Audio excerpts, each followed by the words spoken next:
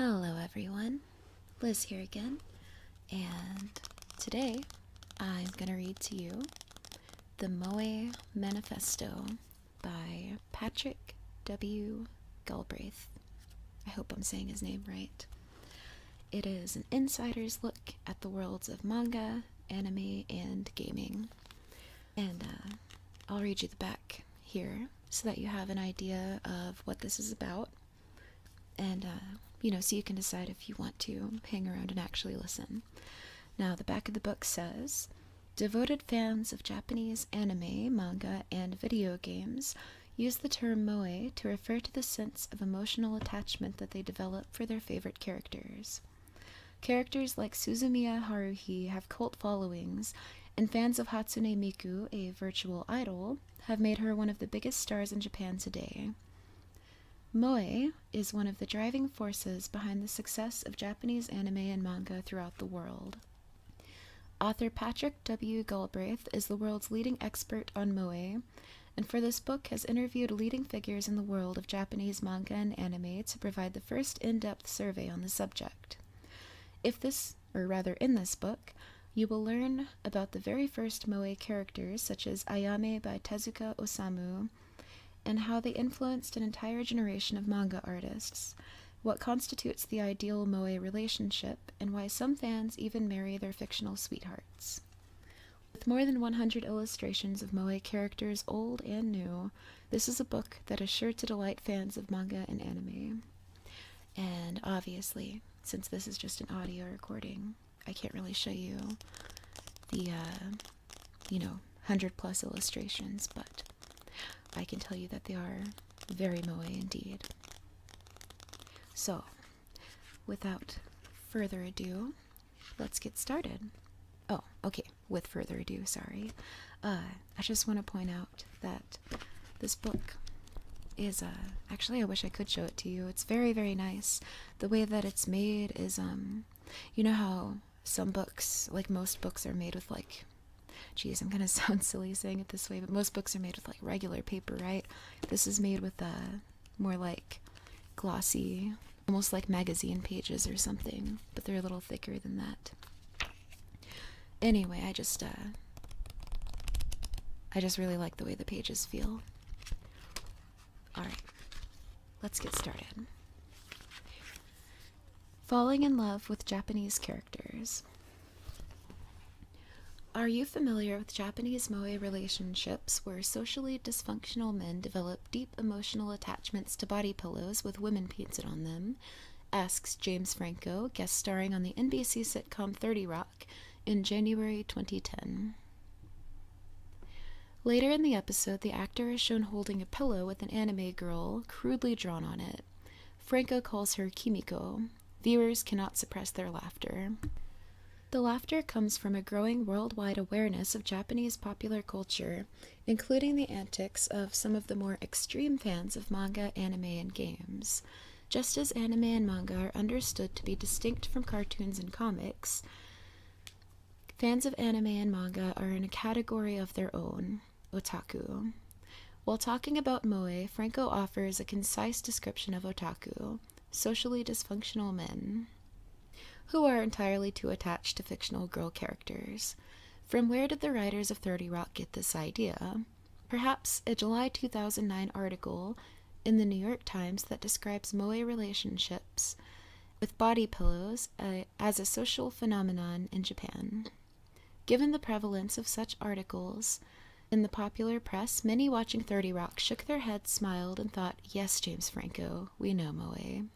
But what does moe even mean? The 30 Rock viewer sees a man with a body pillow, which he seems to love. Is that moe? Used as a part of an inside joke, it seems that everyone implicitly understands moe. It needs no explanation. James Franco holds aloft Exhibit A. He says it's a Japanese thing. We know they're weird, right? Case closed. In order to formulate an independent opinion about moe, we need some definitions and context. Linguistically speaking, moe is the noun form of the verb moeru, meaning to burst into bud or to sprout. There is a youthful vitality to the word reflected in its use in Japanese poetry from as early as the 8th century. Moe can also be given a name, which in manga, anime, and games is typically reserved for young girls. The word is pronounced moe, i.e., with the final e sound stressed separately as a. In the 1990s, otaku gathering online to talk about anime and manga characters began to use the word moe as slang for burning passion. The story goes that they were trying to write the verb moeru, to burn, but computers would often mistakenly convert this as the homonymous verb moeru, to burst into bud. In this contemporary usage, moe means affectionate response to fictional characters. There are 3 things to note about this definition. First, moe is a response, a verb, something that is done. Second, as a response, moe is situated in those responding to a character, not the character itself. Third, the response is triggered by fictional characters. The characters that trigger a moe response, sometimes called moe characters or moe kyara, are most often from manga, anime, and games. Material representations of characters, figurines, body pillows with the characters on them, can trigger moe. Sounds and voices are described as moe when associated with characters. A human can trigger moe when dressed in character costume, just as an object can be anthropomorphized into a moe character. What is important here is that the response isn't to the material object, sound, costume, or person, but rather to the character. To our definition, moe is a response to fictional characters, and when we talk about moe, we are necessarily also talking about how people interact with fictional characters. Available evidence suggests that interacting with a character in a manga, anime, or game, one can become significantly attached to that character. Indeed, some otaku describe such attachment in terms of marriage. This can be as casual as calling a favorite character my wife, ore no yome, or as serious as announcing a long-term committed relationship. Author and cultural critic Honda Toru, for example, has said that he is married to Kawana Misaki, a blind high school girl from the game 1 Kagayaku Kisetsue from 1998. A shy man, Honda is also something of a radical who advocates moe relationships in books he has written, for example, Nonai Renai no Susume, or Recommending Imaginary Love, published in 2007. Many have followed in Honda's footsteps. On October 22nd, a man called Takashita Taichi set up an online petition asking the Japanese government to legally recognize marriage to fictional characters. 1,000 people had signed it. On November 22nd, 2009, a man calling himself Sal9000 married a character from the game Love Plus from 2009 in an official-looking ceremony held in Tokyo. "I love this character," the man told CNN. "I understand very well that I cannot marry her physically or legally. Remember James Franco's body pillow?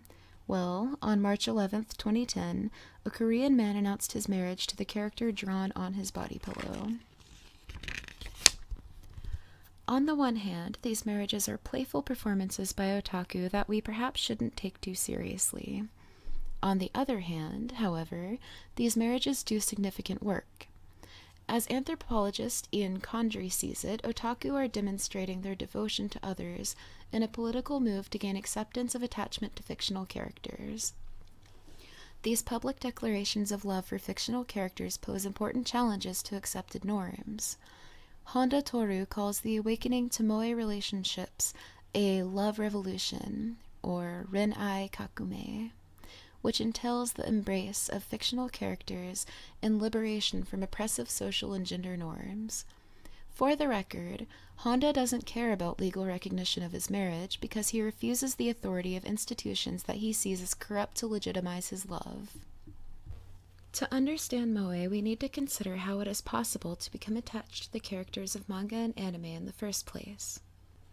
Comparisons to comics and cartoons risk grossly misinterpreting the status of manga and anime, which are vibrant forms of mass media in Japan. Consider Tezuka Osamu's Astro Boy, 1963 to 1966, which in 1963 was adapted from a popular manga series into a weekly TV serial, had product tie-ins and sponsors, spin-off merchandise, and toys. Media researcher Mark Steinberg argues that this became the basic model for character franchising in Japan, which is now ubiquitous. Encountered constantly in this pervasive way, characters are a very real and intimate part of everyday life in Japan. As psychiatrist Saito Tamaki sees it, fictional characters can become the object of romantic love for those growing up with them. One's first love can just as easily be a manga character as it can be an idol singer on TV or a girl in your class. When I first met Saito, I was a little shocked by how easily those words rolled off his tongue. I pressed him on how normal it is to fall in love with fictional characters, and he turned the question around on me. Why is it strange to fall in love with manga characters? I recall the scene vividly even now, because it revealed to me how differently characters are regarded in Japan, where there is such an all-pervading manga and anime culture compared to the United States. The roots of moe go deeper than many suspect. Helen McCarthy, author of a number of reference books on manga and anime, notes similarities between the post-war manga of Tezuka Osamu and contemporary offerings.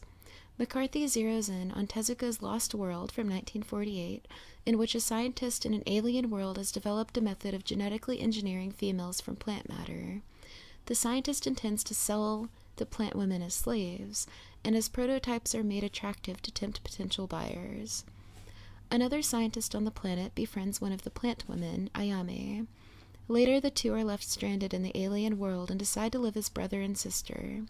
As McCarthy writes on her blog, this is essential moe, an innocent, literally budding girl, a geeky young man with the heart of a hero and protective instincts to do any father proud.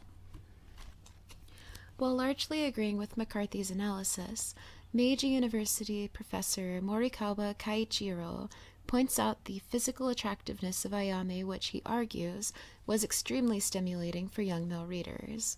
Many early post-war manga artists in Japan list Lost World as a major influence. In this sense, says Morikawa, Tezuka could be considered to have sown the seeds of moe culture. Among the first to respond to Tezuka's work by making explicit the attractiveness of his characters was the manga artist Azuma Hideo. In the late 1970s, Azuma combined the rounded character bodies associated with Tezuka's manga with the expressive character faces associated with shoujo manga, or manga for girls, which resulted in a hybrid form known as the baishoujo, meaning cute girl. Fans of baishoujo characters were among those manga and anime enthusiasts first labeled otaku. The columnist Nakamori Akio, writing in the subcultural magazine Manga Boriko in 1983, used the word otaku to mean something like geek or loser.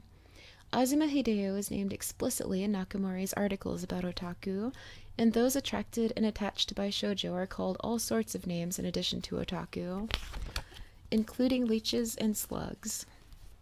The ferociousness of Nakamori's reaction reflects a more general discomfort with the ways men were interacting with baishoujo characters. Cultural critic Takekuma Kintaro recalls being shocked and dismayed at the increasing popularity of baishoujo manga, even as manga editors Sasakibara Go and sociologist Yoshimoto Taimatsu point to the late 1970s as a crucial time of value changes, or kachi tenkan, among Japanese fans. The years 1978 and 1979 are crucial. Famed creator Miyazaki Hayao gave his fans two female characters, Lana from the TV anime Future Boy Conan from 1978, and Clarice from the animated film The Castle of Cagliostro, I hope I'm saying that right, from 1979, and they gained an incredible following.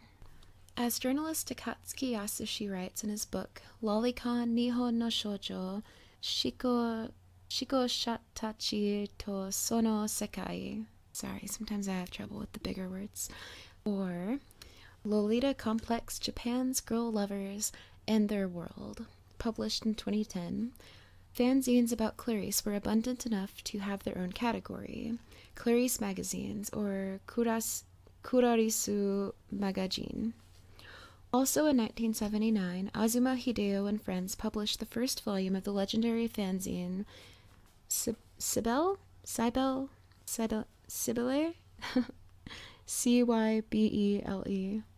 hard to know how to say that with the Japanese inflection, huh? Which stressed over a cute aesthetic, over realism, and opened the eyes of many fans to the charms of Baishoujo characters. Sorry, got a little tongue-tied there. Further, in 1979, the anime series Mobile Suit Gundam aired on Japanese TV.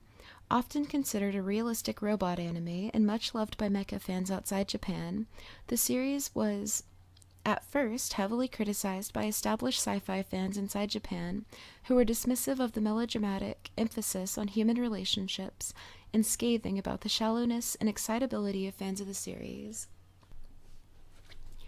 Though it is not much remembered today, news reports from the time detail how Gundam fans would dress up as characters from the series and make a spectacle of themselves on the streets of Harajuku, one of the epicenters of Tokyo's youth culture.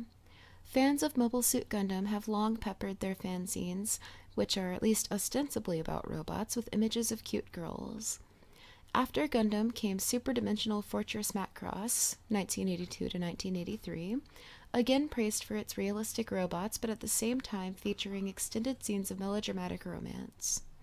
In his book, Baishoujo no Gendaishi, or Contemporary History of Baishoujo, published in 2004, Sasaki Barago goes as far as to argue that the narrative drive of Macross is the love triangle, not the battle with invading space aliens. For all of their attention to mechanical design and battle sequences, Macross fans pay equal attention to the beautiful character designs and idol performances included in the work. Production of this mashup work and its popularity among anime fans can be seen as evidence of interest at the time in both robots and Baishoujo. While anime specialty magazines such as Geikon Out, Animec, and Animage were publishing articles about the booming interest in Baishoujo characters in the early 1980s, fans were seeking out cute female characters in TV anime such as Magical Princess Minky Momo, 1982 to 1983, and Creamy Mommy the Magic Angel, also 83 to 84. Readers were shocked that the number of adult male fans had swelled to the point that they were forming fan clubs for their favorite characters and appearing at promotional events. Enthusiasm for Baishoujo characters gave birth to magazines like Lemon People from 1981, and games and animation like Lolita Syndrome, 1983, and Lolita Anime, 1984. An important forum for expressing affection for fictional characters was provided by Manga Buriko, 1982 to 1985, a subcultural magazine that included manga in various styles, from realistic gritty drawings to cute illustrations of Baishoujo. From June to August 1983, Manga Buriko published a column by Nakamori Akio, mentioned above, that made fun of fans of Azuma Hideo, Minky Momo, and Lolicon fanzines, so-called Lolita Complex works, which feature youthful or young-looking characters, calling these fans otaku.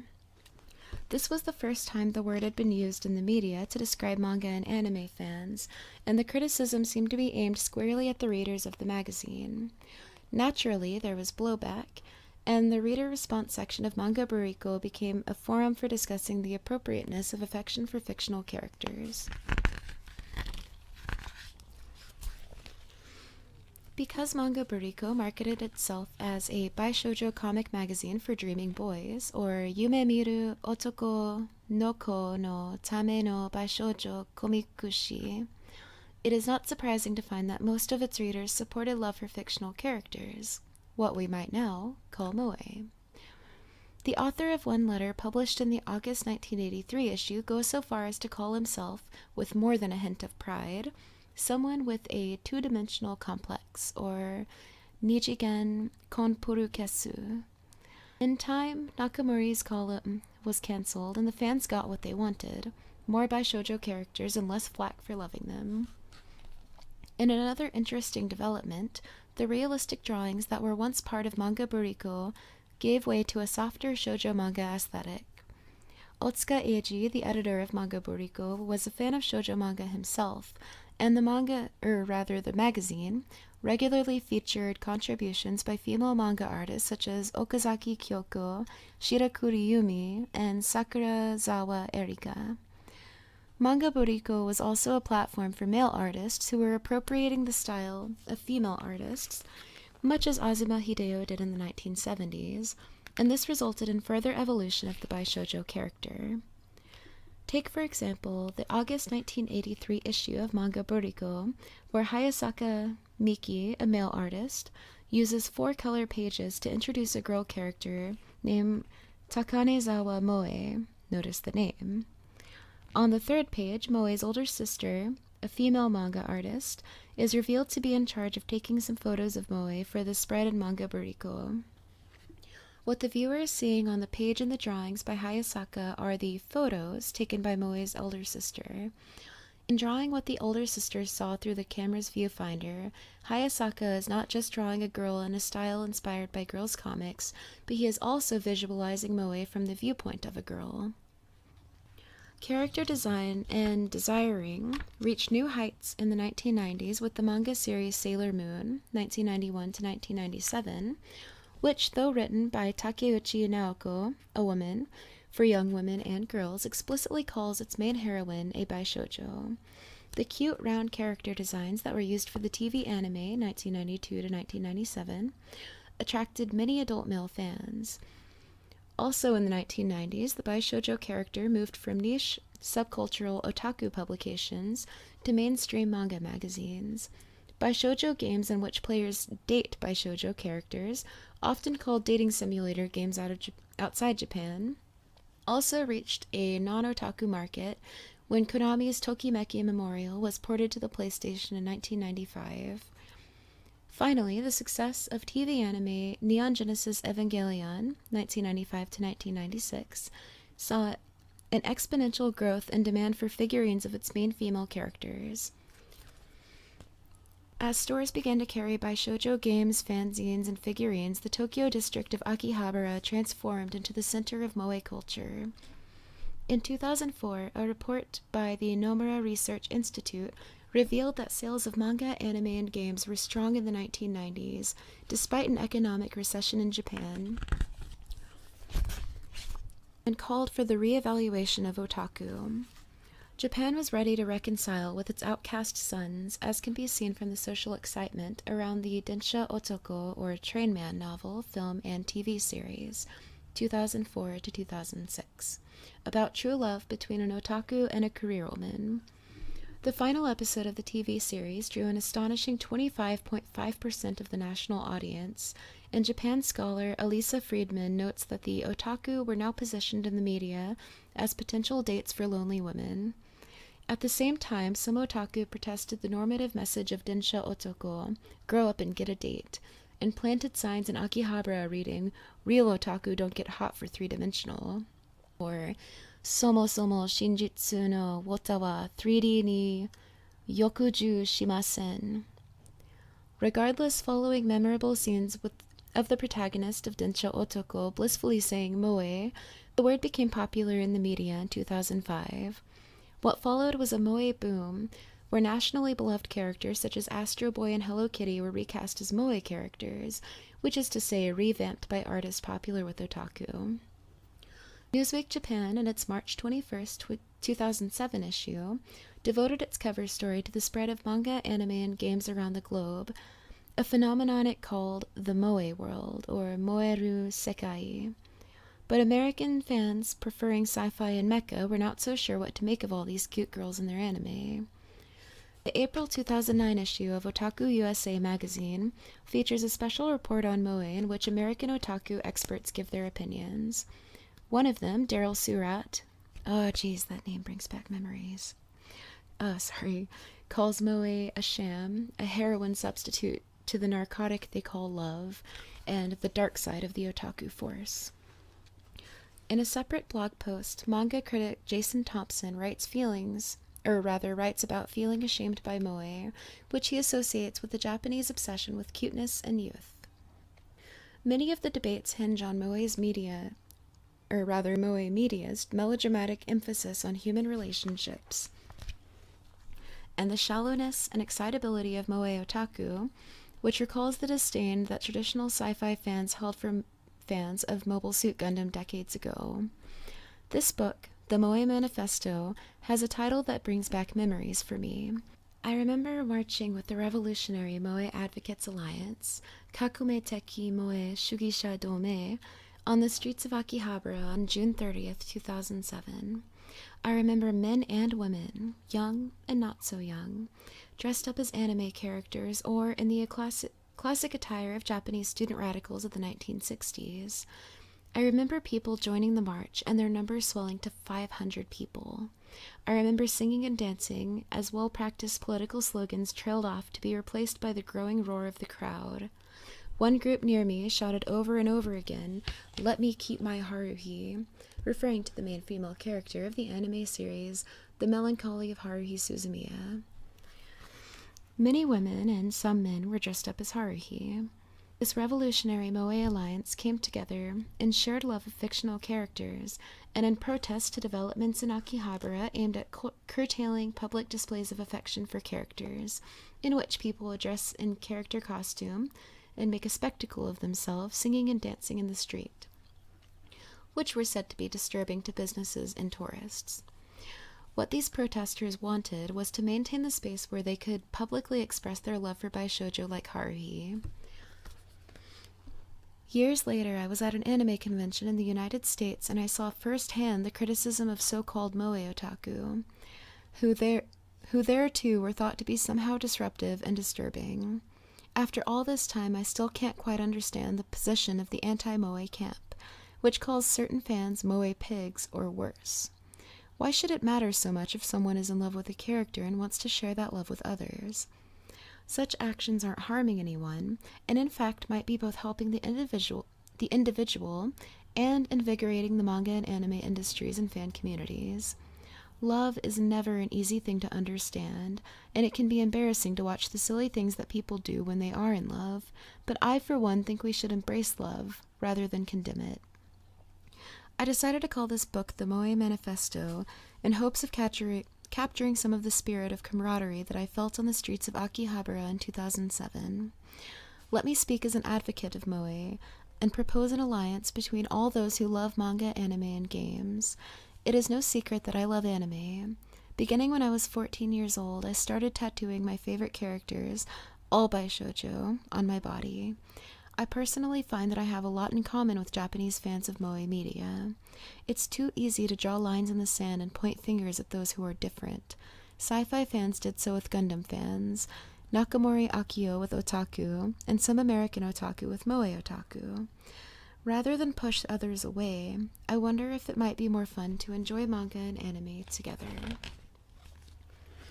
Think about Super Dimensional Fortress Macross, an anime that brought mecha and Baishoujo fans together, and that brought me together with some of my best friends, none of whom are into Moe. Manga and anime spread around the world because of fans who love and share them. Let's not turn to hate. When I was younger, my hero was Okada Toshio, an anime producer who was once called the King of Otaku. I still respect Okada, but I increasingly disagree with him.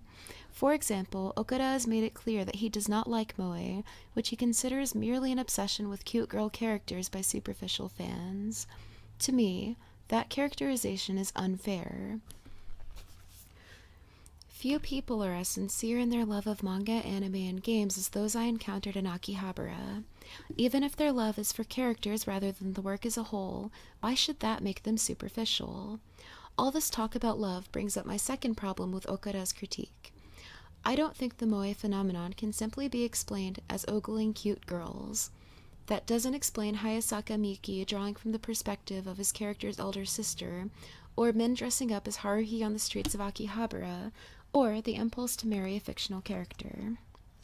Something else is going on here, something that we've missed in our rush to judge and trivialize.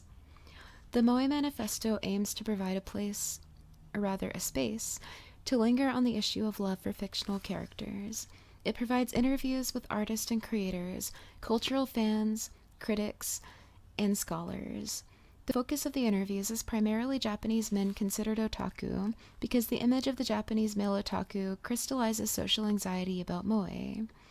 Moe, the interviewees often take a political stance. Some are critical, while others are supportive. The reader will notice that I have also included interviews with women, for example, Ito Nozui, who draws Haruhi. Women have long been involved in the production of baishoujo characters, which therefore can't rightly be described as male fetishes, and they have interesting things to say about Japanese male otaku and moe. The point is to expand the range of opinions that we hear about moe so that we can see beyond stereotypes and open up room for discussion. Contrary to the opinion expressed through James Franco in 30 Rock, moe is not something that we should just have a laugh about and move on. In a book of this size, it is impossible to offer a complete survey of all aspects of the phenomenon, but I hope that the Moe Manifesto provokes a debate about moe and the possibility of a different kind of love. So it begins. Patrick W. Galbraith. Alright, so it says we've got an interview with Ito Kimiyo. Ito Kimiyo, born in 1951, is a professor at Kyoto University Graduate School of Letters. His area of academic specialization is cultural sociology, and he is one of the founders of men's studies, Danseigaku, in Japan. Ito believes that although gender roles have changed in the post-industrial world, this is more true for women than for men, who still tend to be defined by a narrow set of expectations. The ideal man in Japan, for example, remains the salaryman, who is productive at work and a provider at home. In this interview, Ito recalls his personal anxiety about masculinity as a young man growing up in the 1960s and 70s. At that time, surrounded by a militant student movement and on the cusp of adult manhood, Ito took pleasure in things feminine, such as shoujo manga, or manga for girls, and sought in them an alternative to masculine bravado. From social movements to shoujo manga, an alternative to masculine bravado. Patrick W. Galbraith, from this point on known as PG. What do you research? Ito Kimiyo, from here on known as IK. My research is on politics in a broad sense, not political parties and voting, but rather the everyday politics of oppression, resistance, and compromise. I observe issues with authority and power relations in culture. I mean culture in a broad sense too, as in the way of thinking about and looking at things. So my work at the broadest level is about culture and politics, and I'm particularly interested in the effects of politics and culture on men and masculinity in Japan. PG. You have also written on popular culture. IK. I have written several books on manga and anime as part of my larger interest in boys' culture. You might not be aware of this, but before the Second World War, Japanese print media targeting boys was filled with images of extremely feminine masculinity.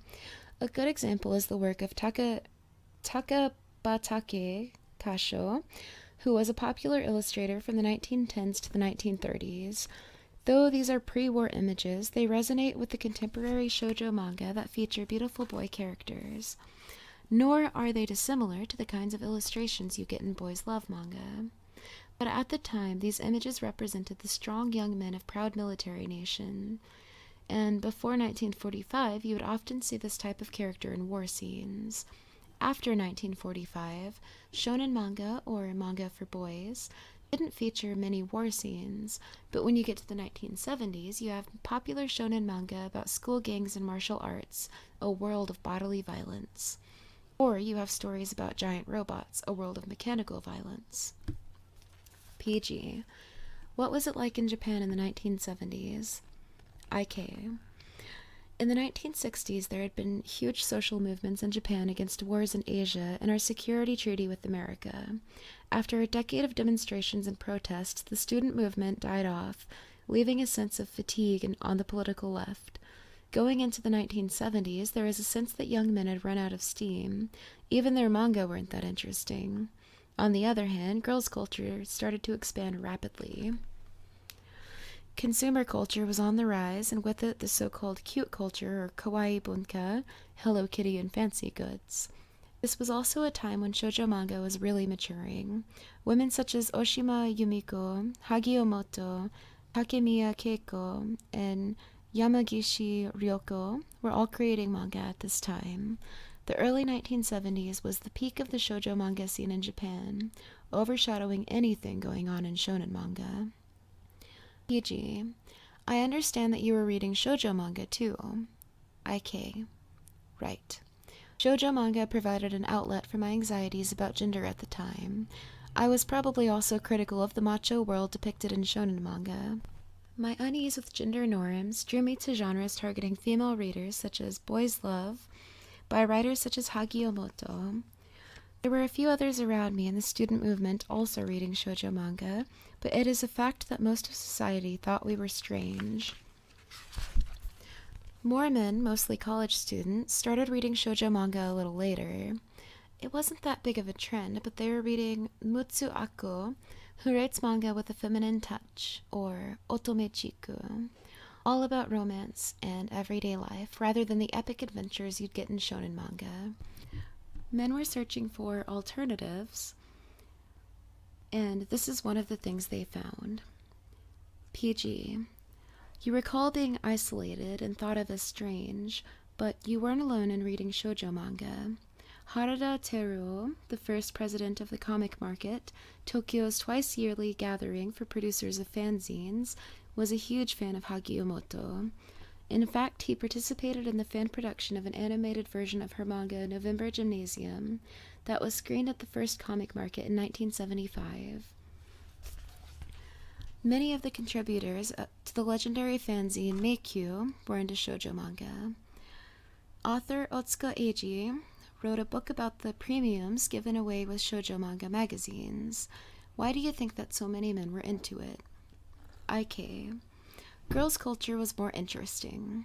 Immediately after the Second World War, boys' culture was far more abundant and diverse in Japan. From the 1970s, however, the amount of shoujo manga increased dramatically as girls found a place for themselves in the new consumer culture. Boys and men started to borrow from them as they searched for their own place in a changing society. PG. How would you position otaku in this larger field? IK. One of the hallmarks of today's consumer society is that people maintain an amount of distance from each other while using popular culture to mediate interactions and make friends. Otaku, the hardcore fans of manga and anime who appeared in the 1970s, are an example of this dynamic. Looking at this issue from a gender studies perspective, otaku are those boys and men who are attracted to the bright colors of girls' culture and reject the monotone of adult male culture. But otaku maintain physical distance from the opposite sex, and instead they form intimate relationships with fictional characters from manga and anime. Otaku are said to have a two-dimensional complex, or nijigen konpurukesu, meaning that they prefer fictional characters over real women. To me, this culture of maintaining a distance from the human body and idolizing fictional characters connects to what we now call moe. PG. So, can you clarify your definition of moe? IK. Moe is a feeling for two-dimensional entities. One doesn't have to risk getting hurt in a relationship with a fictional character, and can also control the character.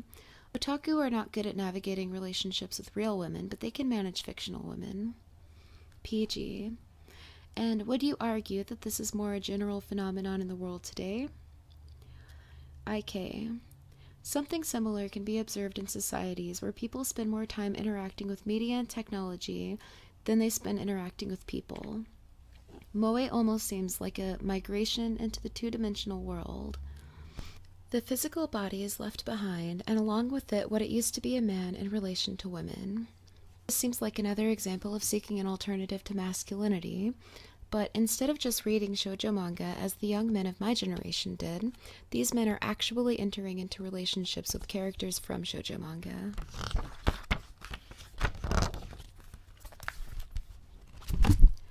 Okay, the next interview, that was the end of that one. The next interview is with Kotani Mari. Kotani Mari was born in 1958. She's a Japanese sci-fi critic and one of the founders of the Japanese Association of Feminist Sci-Fi Fiction. Her books, Seibo Evangelion, Evangelion as the Immaculate Virgin, published in 1997, and Techno-Gothic, published in 2005, put forward a feminist perspective on popular culture. In this interview, Kotani recalls her own experience in the early Japanese sci-fi fan community and suggests that men labeled otaku are similar to women because they are marginalized in society. Memories of Youth, a feminist perspective on otaku. Patrick W. Galbraith, again, PG from here on. How did you first develop an interest in feminism? Kotani Mari, KM from here on. I was confronted by the preferential treatment of men when I worked in a company in my 20s. It didn't matter in school, where we were all basically equal and distinguished by grades, but in the company, men were getting the good posts and being promoted faster. In addition to this, everyone was telling me to get married. I graduated from a college of science with a degree to practice pharmacology, thinking this would be a lifelong career, but when I entered the world of work, I was shocked at the pressure I felt to abandon that path. This heightened my awareness of gender issues at a time when feminist ideas were gaining ground in Japan. PG. You also brought feminism and gender critiques to discussion of popular culture. KM. I am a fan of sci-fi and otaku, and I often get together with other sci-fi fans to talk about our interests. In these discussions, I can see that there's a gap between the way men and women read sci-fi, because of the gap in their experiences in the world. Women tend to focus on characters and human relationships, while men focus on robots, special effects, technology, and monsters. The genre of manga for girls, shoujo manga, focuses on character psychology and relationships, and girls grow up reading these stories. Female manga artist Hagio Moto creates sci-fi manga that women enjoy because she basically just brings the interest of the shoujo manga reader to her sci-fi stories. Hagio is known for her sensitivity to the issues of gender, and in addition to writing sci-fi, she was one of the pioneers of boys' love manga, which girls were crazy about in the 1970s. Some boys liked them too, especially the intelligent ones. PG. You describe yourself as an otaku. What does that mean? KM. When I got into sci-fi, the word otaku was not widely used, and it was not used in a positive way. It referred more to collectors, like someone who has every item in a collection and keeps lists and catalogs of the items. Sci-fi fans would have meetings to discuss particular works, and there were people with outstanding knowledge who were capable of making insightful comments. They were called sci-fi maniacs and were especially respected. Others were called sci-fi fans because they were enthusiastic but not as deep. The word otaku was sort of a negative assessment of collectors that had access to materials but were not able to talk about sci-fi in an interesting way. They were strange and a little annoying.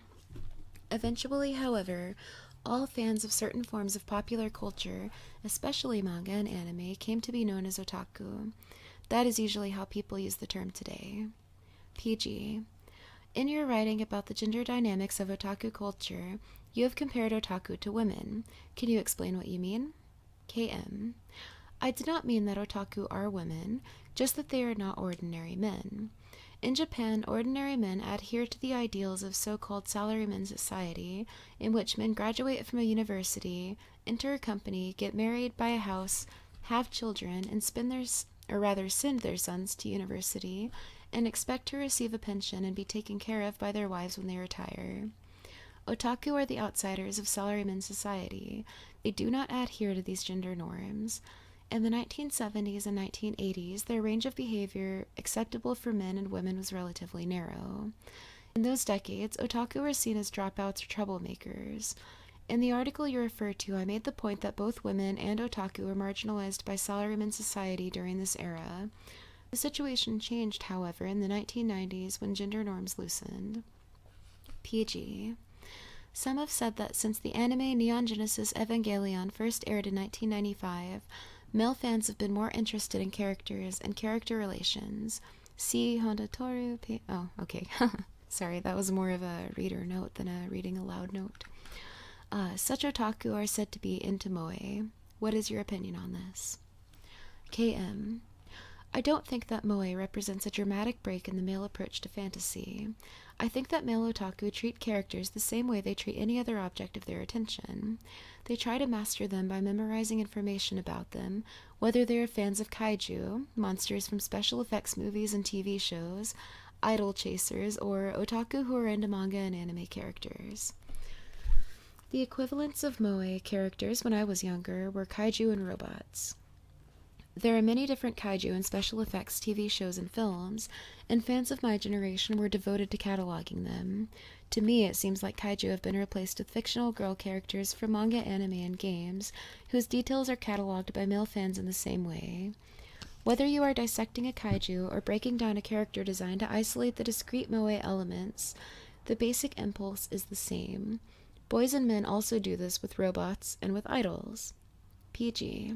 Are you suggesting that idols are much the same as fictional characters? KM. I don't really see much the difference between idols and fictional characters. An idol exists only in the media and is distant from real women.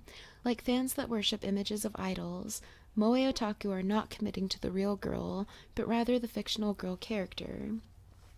I think that moe is the phenomenon of directing your desires toward media images. Producers modify media images of women according to what consumers like. The feedback loop has tightened considerably, and these images are now extremely sophisticated. Moe characters respond to very specific fantasies in a way that reality cannot. You could say that these images of women are independent of reality. PG. What do you think of the focus on youthfulness, which extends from idols to fictional characters and seems to be a central tenet of moe culture? KM. The period of life regarded as most valuable in Japan is from middle school to high school. This is the period of adolescence, of youth, that is the most pure. The world seems to be so full of promise, you know? Everyone has hopes and dreams, which they have not yet compromised by joining the institutional culture of salaryman society. Two things seem universal. One, this is the time when people start to fall in love, and two, everyone is wearing a school uniform. The uniform is really ambiguous in Japan. Wearing a uniform is all about standardization, of course, but at the same time, the uniform is tied to this period of personal awakening in our lives. Everyone feels something about the uniform that they wore, and saw others wear every day. Also, the uniform is only worn in middle and high school. There are no uniforms in elementary schools or universities. So, the uniform is worn only between the ages of 13 and 18, an age at which one's experiences are so intense that the image of a young person in a uniform resonates with us for the rest of our lives.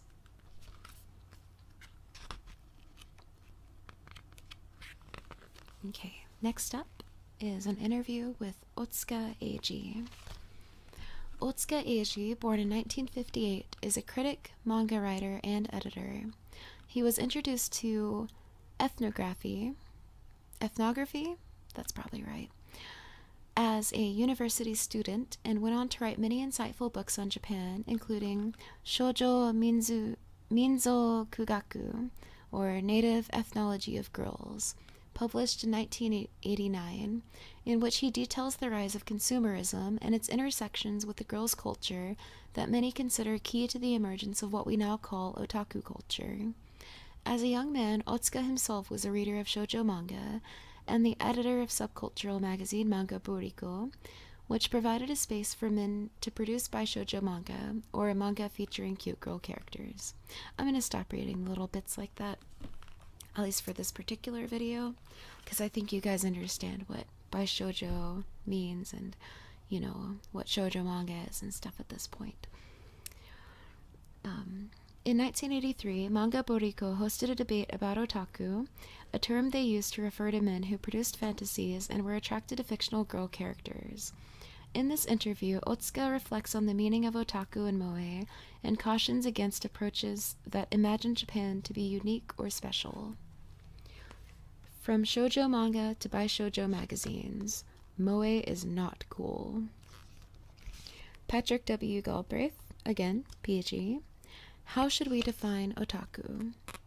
Otsuka Eiji, or OE. To tell the truth, I don't really know. The word otaku was first used by writer Nakamori Akio in Manga Boriko back in 1983 when I was in my 20s and working as the magazine's editor. It was the first time the term was publicly used to refer to enthusiastic manga and anime fans, but I still don't think there is any social significance to otaku or issue worth arguing about. In other words, in every country there are fans, for example, of Star Trek, and long ago there were fans of Sherlock Holmes. Fan cultures and subcultures transcend borders. In Japan, otaku is simply a word that refers to fans. PG. Why do you think that Nakamori chose this particular word to refer to Japanese fans? OE. The term otaku is a second-person pronoun equivalent to you. It was used among sci-fi fans in the 1970s. By the 1980s, the market for manga and anime had expanded, and it supported a wide variety of specialty magazines, which provided a space for new artists to work in niches. Also, with the success of the comic market, Tokyo's twice-yearly gathering for fanzine producers, more events appeared where people could bring along fanzines that they had made that expressed their interests, however niche they might be, and find an audience. These fans realized that they were minorities at school or work but could talk about anime, manga, and games, the topics of subculture that interested them when together. The problem is that in Japan there isn't a proper word to express you in a situation where you want to speak passionately and personally about someone, or rather about something to someone who isn't a friend or a member of your family or company, someone whose name you don't know and to whom you haven't been introduced formally. Calling the person by the second-person pronoun anata would sound strange, as this word is a word used between married couples. There is another second-person pronoun, kimi, but the relationship suggested by the term is too intimate. As a result, fans use the term otaku, which is a sort of honorific, somewhat ambiguous second-person pronoun. Nakamori saw young people referring to one another using the term otaku, which sounds a little eccentric, especially when used by men, and used the term to ridicule them. PG. You published Nakamori's article criticizing otaku in Manga Boriko, which might seem like an odd decision. After all, the magazine, was catering to the niche interest of manga fans. OE. The magazine I edited, Manga Boriko, targeted a subculture of manga fans. It not only carried by shoujo manga, but also manga by female artists such as Okazaki Kyoko and Sakurazawa Erika. Things weren't as subdivided back then, and manga otaku were interested in all sorts of things. Though he was into idols and such, Nakamori saw himself as above otaku. There was a distinction being made at the time between otaku and the new breed, or Shinjinrui, who were fashion leaders, trendsetters, and basically the cool kids of consumer culture. They knew about the right things, the popular and trendy things. Nakamori believed he was a representative of the new breed, and so he made fun of otaku. PG. When did the term otaku come to the attention of the public? OE. It came later. In 1989, a guy named Miyazaki Tsutomu killed 4 little girls. Because he had several thousand videotapes in his room, attended the comic market, and produced fanzines, a connection was made with otaku. News reports on Miyazaki described him not just as a serial killer, but also as an otaku, and this was what really brought the term to the public and shaped perceptions of it. The media implied that Miyazaki committed the crime because he couldn't tell the difference between reality and fiction. I argued that if it was too simplistic to just connect the crime, or not if it was, but rather it just was too simplistic to just connect the crime to media fandom. Most of his videotapes were recordings of news, sports, and movies. He did record TV animation, but almost totally randomly, which suggests that he was not attached to a particular genre as otaku tend to be. PG. Why do you think the media's panicked reporting about Miyazaki Tsutomu brought about such a negative reaction to otaku subculture? OE. First of all, the crimes he committed against these 4 girls were gruesome and shocking. They needed to be explained in a way that made sense to the Japanese, who are proud of the relatively low instance of violent crime in their country. The 1980s was a time when new media was emerging, and society was perplexed. There was no internet yet, but there were computers, VCRs, video games, and so on. At the same time, manga and anime fans were becoming more active. People feared the emergence of monstrous youth who couldn't distinguish between fiction and reality. Miyazaki seemed to be the incarnation of all the fear and anxiety in Japanese society at the time. PG. You have been critical of attempts by the Japanese government to promote manga and anime as a part of a cool Japan image. Can you elaborate on your position? OE. It's foolish to say that manga is art or part of high culture. It's only manga, and there's nothing wrong with that. I'm not putting manga down. I'm saying let's just accept it for what it is. Going back to your previous question about how we should define otaku, one thing we can say is that otaku are people who make their own value judgments. They know what they like, and they support it. If what they want doesn't exist, they make it. And I just want to pause in my reading right here and say this line alone, if what they want doesn't exist, they make it, that line alone right there was like a major inspiration for me starting my channel. Just thought I'd throw that out there. That was the premise of Manga Boriko, where people could produce the manga they wanted to read but no one else was producing. Animation company Gainax did the same thing with anime. They produced what they, as fans, wanted to see. Garage kit maker Kyoto did it with figurines. They weren't doing these things because they wanted to be positively evaluated by the outsiders. In contrast to the new breed, who liked things because they were trendy or cool, otaku liked manga and anime just because they liked them, no matter how cool, or rather uncool, they appeared. The new breed wanted to be cool, but otaku did not. The new breed found mainstream support, but otaku did not. Otaku are a subculture, which is fine, but now the government and academics claim manga as high culture, and it's praised as such in America and Europe. I find that utterly ridiculous. PG. You mentioned earlier that Manga Boriko was really targeting the subculture of manga fans. Can you say a little more about the magazine? OE. There was a manga artist, Azuma Hideo, who featured shoujo characters in his works. Like most otaku, Azuma was not after recognition. He simply drew what he wanted to see. Azuma spent his career publishing in niche magazines before he and some friends published a fanzine called, I'm just going to call this Sibele. Sibele? Is that right? Gosh, I feel like I'm going to sound like an idiot. Alright, called Sibele, which sparked widespread interest in shoujo. After Sibele, people talked about a lolicon boom. When people recall this moment, they often talk about Manga Boriko along with its revival magazine Lemon People.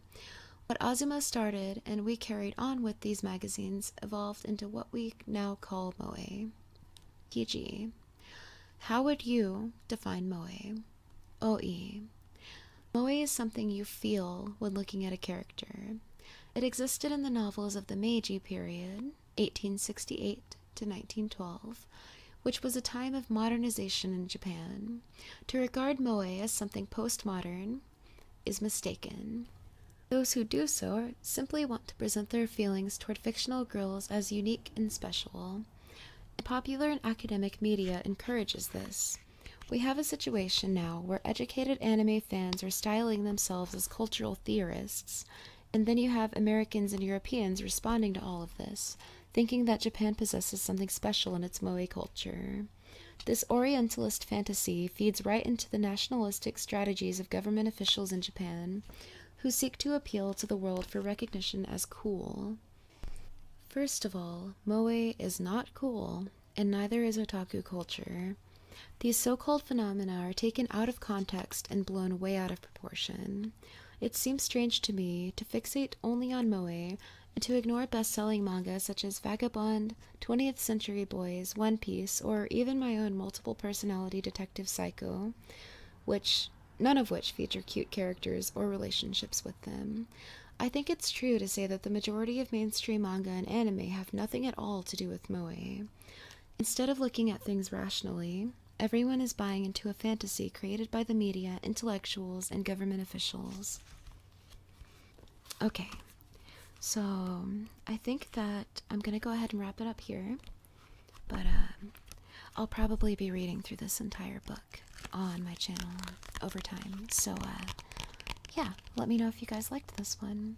Also, I just want to say, I love that he says the full name, Multiple Personality Detective Psycho.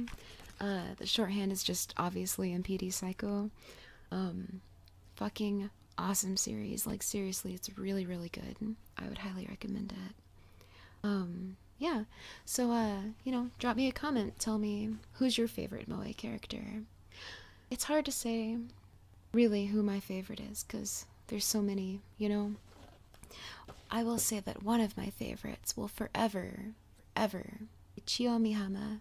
Is that her name? I think that's her name. Last name, I mean, obviously. We all know her name's Chio-chan, but from Azumanga Daioh, she's like 10 years old, and, she's so smart that she's like in high school with, the rest of the high schoolers, and they're all hanging out and stuff, and, she's really naive and adorable, and she rides Mr. Tadakichi, which is this big dog. Like, she rides him like a horse. It's the cutest shit. Oh, another good one is In My Eye from Hellgirl. I have much feelings of Moe for her. Alright, I'm gonna stop making myself cringe now. I hope you guys have a good day, week, month, year, etc. See you next time.